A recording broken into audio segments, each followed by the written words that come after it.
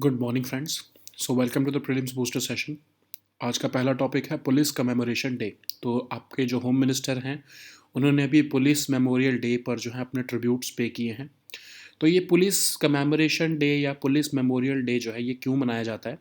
क्योंकि 1959 में आज की जो है 21 अक्टूबर के दिन ही जो है 10 पुलिस पर्सोनल को चाइनीज़ ट्रूप्स ने हॉट स्प्रिंग्स लद्दाख में जो है वो मार दिया था। एम्बुश में पीछे से वार करके मार दिया था। तो इस दिन को हम इसीलिए सेलिब्रेट करते हैं एज पुलिस कमेमोरेशन डे। ठीक है। So now let us see this topic in English, police commemoration day.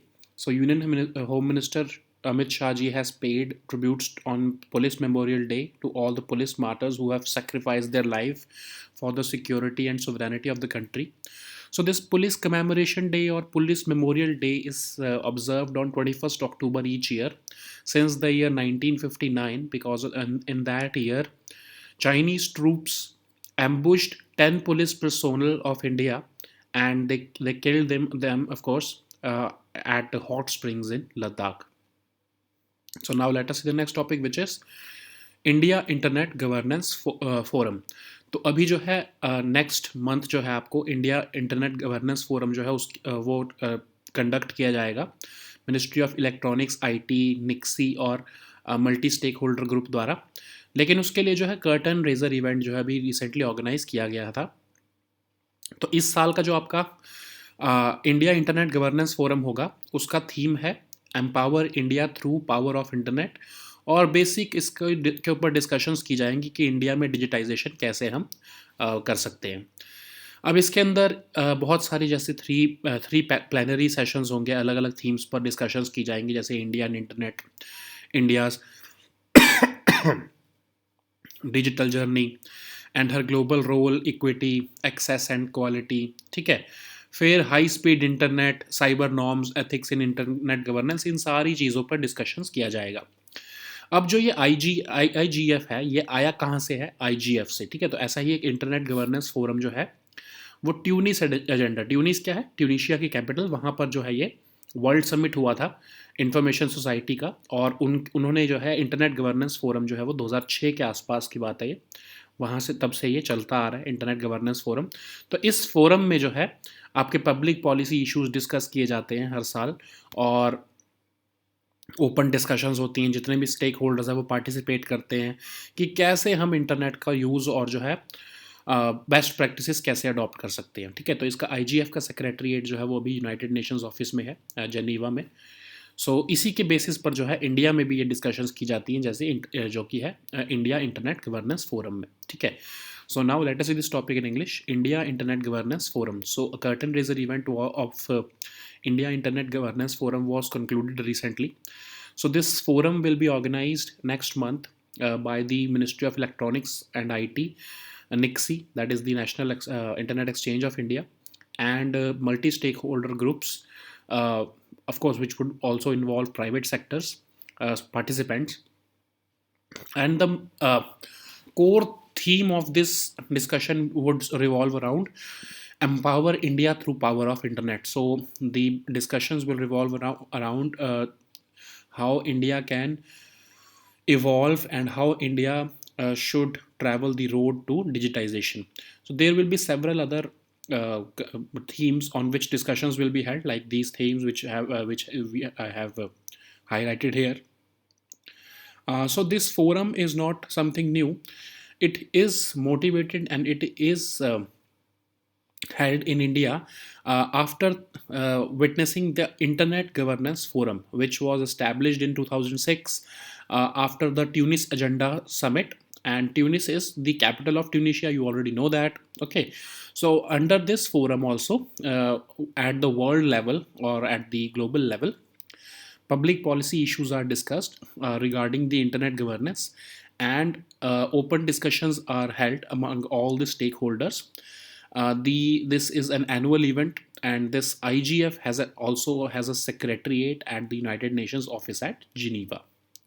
So now let us see the next topic, which is Sakharov Prize.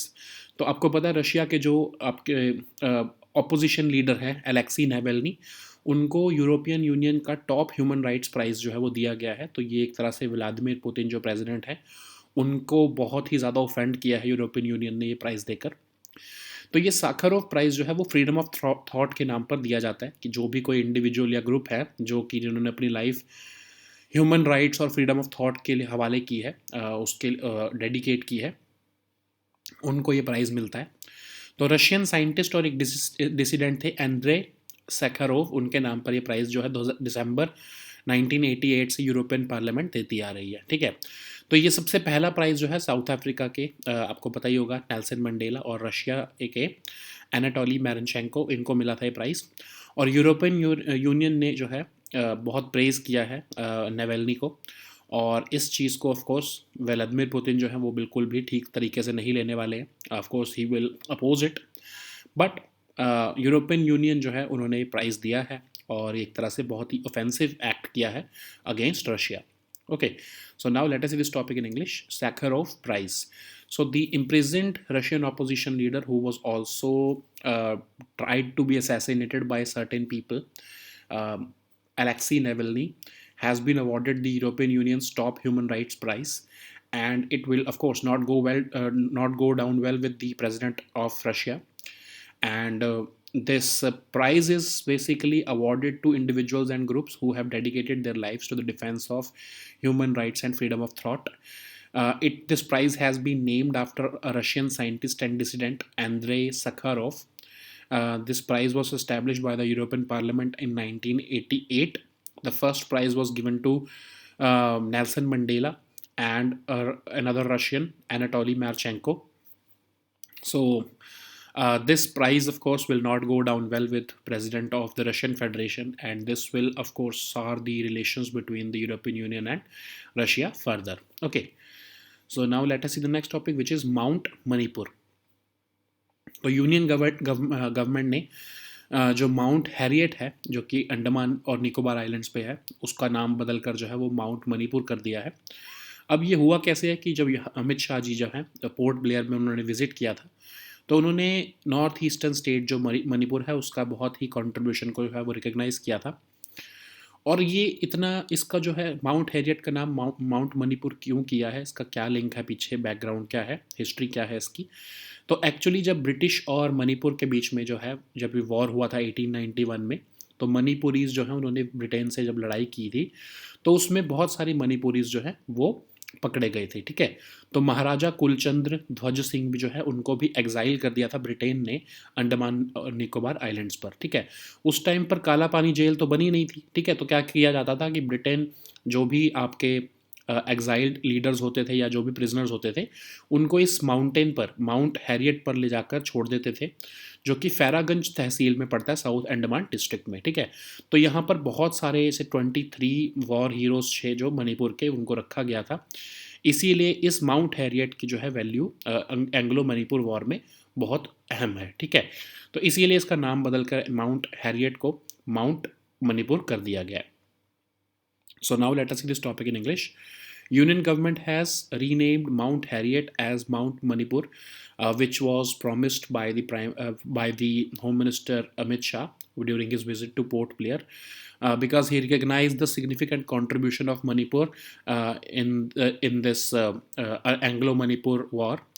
And what is the background of this particular story is that during the Anglo-Manipur War of 1891, several of the fighters fought bravely against the British, but they were eventually caught by them and they were exiled by the British to this Andaman and Nicobar Islands.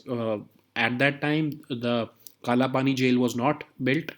That's why these British people used to keep the prisoners on Mount Harriet, which is a hillock or a small hill, and which is located in the Faraganj, this tehsil of South Andaman district. So 23 of such war heroes of Manipur were kept on this Mount Harriet. That's why Mount Harriet has been renamed as Mount Manipur, because of the contribution of such brave hearts in the fight against British. Okay. So now let us see the next topic which is integrated defended localities. तो army जो है उसने अपने line of actual control जो है उसके खासकर जो ईस्टर्न सेक्टर में अपनी जो है फायर पावर को बहुत ज़्यादा ऑगमेंट कर लिया है, क्योंकि हम ये एंटिसिपेट कर रहे हैं कि कोई कोई भी थ्रेट जो है चाइना से वो आ सकता है। तो हमने वहाँ पर अपनी L-70 air defence guns, M777 ultra light howitzers, Bofors सब कुछ लगा दिया है और इंटीग्रेटेड डिफेंडेड लोकेलिटीज़ बना दी हैं। इंटीग्रेटेड डिफेंडेड लोकेलिटीज़ क्या है? मतलब आपकी infantry, engineers, artillery, air defence, aviation और इवन कुछ एयर फोर्स की भी एयरक्राफ्ट जो है वो इकट्ठे जो है आपस में कोऑर्डिनेट करके जो है वो वहाँ पर लगा दिए गए हैं, इंटीग्रेट कर दिए गए हैं, ताकि जो है अगर कोई भी रियल टाइम थ्रेट हो, अगर कोई थ्रेट हो तो उसको रियल टाइम में रिस्पॉन्स दिया जा सके और मैक्सिमम उसका रिस्पॉन्स दिया जा सके। ठीक है, तो ये M777 जो है अल्ट्रा लाइट होविट्जर, ये बड़ी ही हमारे पास न्यू आई है। नवंबर 2018 में इंडियन आर्मी ने इसको इंडक्ट किया था और इसकी खासियत ये है कि बहुत हल्की है, सिर्फ 4 टन का इसका वज़न है और इसको इसीलिए आसपास कहीं पर भी लेकर जाना या इसको डिप्लॉय करना बहुत आसान होता है। ठीक है, so now let us see this topic in English: integrated defended localities. So Indian Army has augmented its firepower along the LAC because we are anticipating a Chinese aggression. We are anticipating Chinese aggression, and the conflict may uh, go well beyond the status quo, and that's why anticipating this threat from the Chinese PLA, we have set up these integrated defended localities. So these integrated defended localities are basically integrating various arms of the army as well as the air force, so that they can deal with any threat in real time, and maximum firepower will be available to the defense forces against the Chinese threat. Okay, so apart from the L-70 air defense guns and Bofors, the newly inducted M777 ultralight howitzers have also been uh, deployed along the LAC. So what is particularly unique about these M777 howitzer is that it was inducted recently in November 2018, and it just weighs around 4 tons. So it is it gives us flexibility in deployment, as well as it also has the long range firepower. Okay, so now let us see the next topic, which is Bhaskar अब्दा।